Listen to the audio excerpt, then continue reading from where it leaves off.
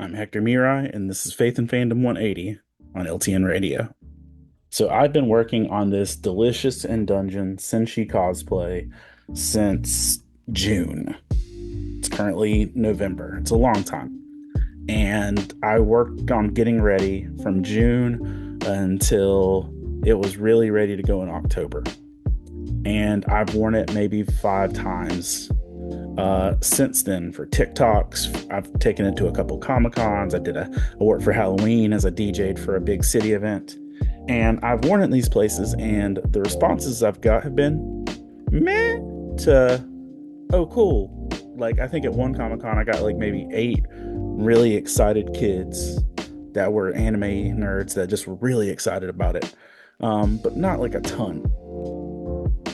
That is until this weekend when I went to the Carolina Renaissance Festival.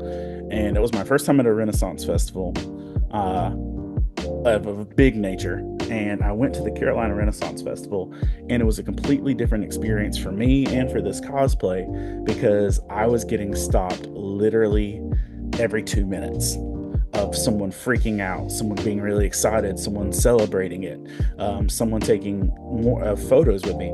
I've been cosplaying roughly since 2010, and I got the most response at the Renaissance Festival for cosplay in one day than I have in the entire 14 years I've done it.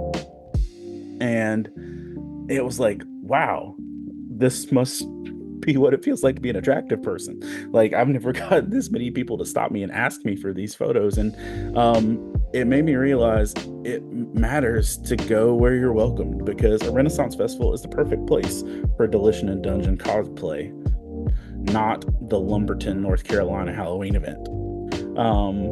And being welcomed where you go matters. And it reminds me of this passage in Luke chapter 10, where Jesus is talking about making sure you're speaking peace and being welcomed where you go.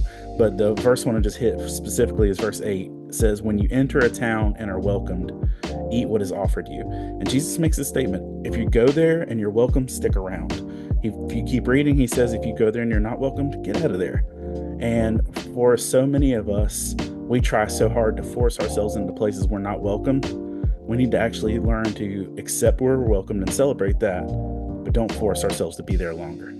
If you want to learn more about Faith and Fandom, including our geeky Comic-Con ministries, devotionals, and things like that, you can head over to faithandfandom.org. I'm Hector Mirai, and thanks for spending the last 180 seconds with me.